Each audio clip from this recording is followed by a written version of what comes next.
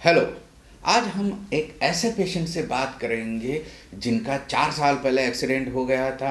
उन्हें स्कार है फेस पे, चिन पे, और वहाँ स्टिचेस लगाने की वजह से वहाँ बाल भी नहीं आ रहे हैं, वो दाढ़ी भी नहीं बना पा रहे हैं, दाढ़ी भी बढ़ा नहीं पा रहे। चलिए हम उनके पास जाते हैं, उनका क्वेश्चन समझा के ले लेते हैं, उन्हें हेल्प करने की कोशिश करते हैं, फ़ोन करते हैं उन्हें।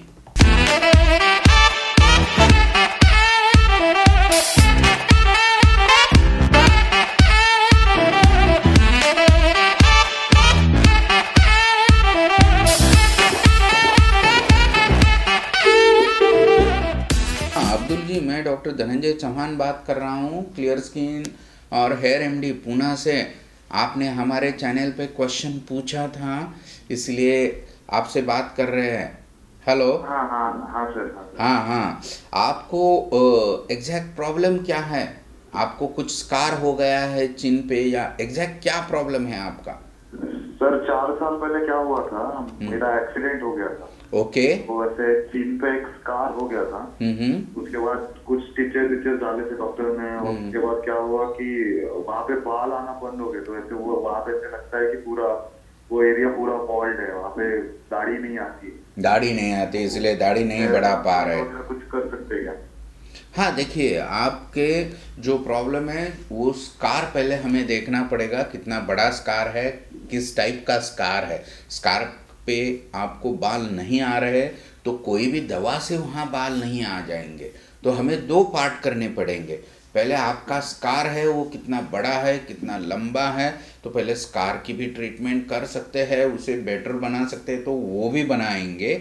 और दूसरी चीज़, स्कार में आपके जो बाल नहीं आ रहे हैं उसे बाल लाने की भी कोशिश करेंगे। तो दो पार्ट में हम डिवाइड करते हैं। पहले स्कार देखते हैं आपका कैसा है, तो आप हमें आपके नज़दीक वाले डर्मेटोलॉजिस्ट के पास जा सकते हैं, वो आपका स्कार देखेगा। स्कार इम्प्रूव करने के भी अभी बहुत सारे ट्रीटमेंट्स आ गए हैं। हम लोग उसे सब्सिजन कर सकते हैं, पीआरपी कर सकते हैं, स्कार को बेटर बना सकते हैं। फ्रैक्शनल CO2 लेज़र है, RBM ग्लास लेज़र है, या माइक्रोनीडल RF है। पीआरपी के साथ अगर ये चीज़ें करेंगे, सब्सिजन करेंगे, तो स्कार की स्किन भी इम्प्रूव हो सकती है। और दूसरी चीज़, जब भी कभी आपको दाढ़ी चाहिए, उस पार्ट पे हेयर चाहिए, तो ये दवा से नहीं आते, तो हमें वहाँ हेयर ट्रांसप्लांट करना पड़ेगा।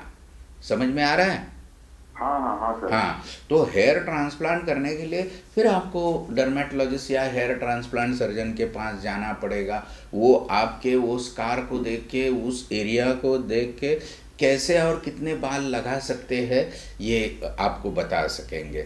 देखिए, hair transplant is possible in scar, लेकिन जितनी सारी डेंसिटी हम लोग नेचुरल डेंसिटी रहती है, उतनी नेचुरल डेंसिटी एक सिटिंग में हम स्कार के टिश्यू में नहीं दे सकते। यानी जितने घने बाल आपके बाकी जगह पे फेस के बियर्ड स्किन पे है, उतने घने बाल वहाँ पहले ही सिटिंग में नहीं दे सकते।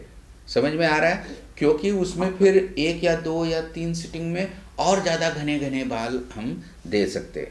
देखिए, आपका स्कार टिश्यू है, ये नॉर्मल स्किन नहीं है। वहाँ की ब्लड सप्लाई, वहाँ की कोलाजन टिश्यू, सबक्यूटेनियस टिश्यू, ये सब जब आपका एक्सीडेंट हो गया उसी टाइम पे अफेक्ट हुए होती है।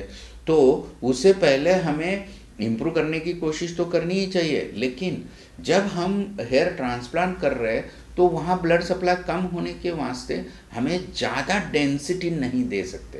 तो पहले सिटिंग में हम पहले थोड़ी डेंसिटी दे के ग्राफ्ट कितने एक्सेप्ट हो जाते हैं ये पहले देखेंगे, और फिर और 3-4 महीने के बाद सेकंड सिटिंग भी हम लोग कर सकते हैं, जिसमें और ज़्यादा डेंसिटी दे सकते हैं। यानी 1-1.5 साल में आपको बहुत बढ़िया दाढ़ी आने के चांसेस है, अगर हम लोग हेयर ट्रांसप्लांट कर सकते हैं। कितना टाइम लगेगा सर?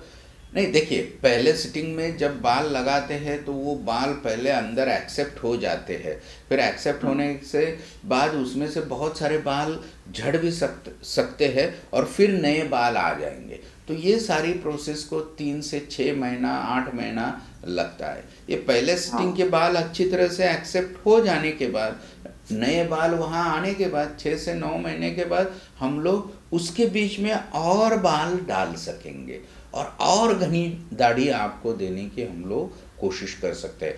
तो स्कार में हेयर ट्रांसप्लांट इज़ पॉसिबल, बहुत अच्छे रिजल्ट आते हैं। आप हमारी वेबसाइट पे भी जा सकते हैं या हमारे यूट्यूब चैनल में हम लोगों ने दाढ़ी में बाल जिस व्यक्ति को लगाए वो भी देख सकते हैं। तो स्कार में हेयर ट्रांसप्लांट इज़ पॉसिबल, आप निश्चिंत रहिए, आप कर सकते हैं और आपको दाढ़ी भी आ सकते हैं। तो स्कार की भी ट्रीटमेंट करो, या अगर आपको स्कार की ट्रीटमेंट करनी नहीं है तो सिर्फ हेयर ट्रांसप्लांट करना है तो भी आपके वो स्कार में हेयर ट्रांसप्लांट करके हम लोग बाल ला सकते हैं। तो बी इन रिलैक्स मूड, अच्छे वाले डर्मेटोलॉजिस्ट नज़दीक रहेंगे तो उनके पास जाइए और हेयर ट्रांसप्लांट भी कर सकते हैं। लेकिन वहाँ एक्सपीरियंस हेयर ट्रांसप्लांट सर्जन होना चाहिए, वो क्लिनिक एक्सपीरियंस होना चाहिए, नहीं तो वो एंगल बहुत क्रिटिकल रहता है दाढ़ी के बालों का, मूँछों की बालों का या आईब्रो की बालों का। वहाँ हम लोग हेयर ट्रांसप्लांट कर सकते हैं, वो सक्सेसफुल होता है। तो निश्चिंत रहिए, लेकिन अच्छे डर्मेटोलॉजिस्ट या अच्छे हेयर ट्रांसप्लांट सर्जन के पास जाके उसके रिजल्ट देख के ही हेयर ट्रांसप्लांट करना। समझ में आ रहा है? लेकिन फिर इतने सारे क्लिनिक है, अच्छा डॉक्टर कैसे पता चलेगा? अरे बहुत टेढ़ा क्वेश्चन है।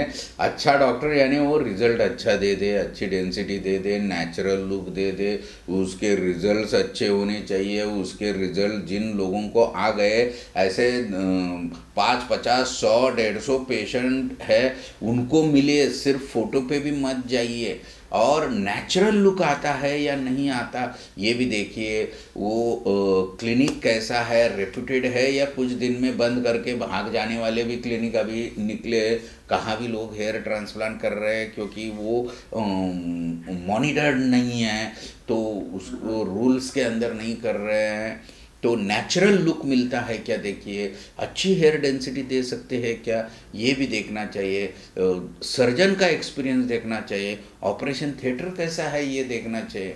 No doubt hair transplant is done under local anaesthesia, लेकिन कोई भी इमरजेंसी के लिए वो थिएटर वेल इक्विप्ड है क्या, वो डॉक्टर लोग वेल इक्विप्ड है क्या, स्टाफ वेल ट्रेंड है क्या, ये बहुत सारे फैक्टर्स रहते हैं। उसके ऊपर हम लोगों ने और एक वीडियो बनाया है, वो देखिए, फिर वो चूज़ कीजिए। और भी वीडियो हम हेयर ट्रांसप्लांट के बारे में बनाने वाले हैं, तो आप ट्यून रहिए उसके लिए। ओके। तो आपको बाल आ जाएंगे। All the best. देखिए भाइयों और बहनों, अगर आपको हेयर के बारे में कोई भी क्वेश्चन है, कोई भी चीज़ पूछनी है, तो नीचे हम लोगों ने एक लिंक दे दी है, उसके ऊपर आप हमें क्वेश्चन पूछ सकते हैं। उसे हम लोग इंक्लूड करके आंसर करने की कोशिश भी करेंगे। तो नीचे दिए गए हुए लिंक पे, डिस्क्रिप्शन में हमने लिंक दे दिए, वहाँ भी जाके आप लोग हमें कांटेक्ट कर सकते हैं। वहाँ आस्क डॉक्टर डीसी पे क्वेश्चन पूछ सकते हैं, हम आपके क्वेश्चन का आंसर देने की कोशिश भी करेंगे। Okay, all the best.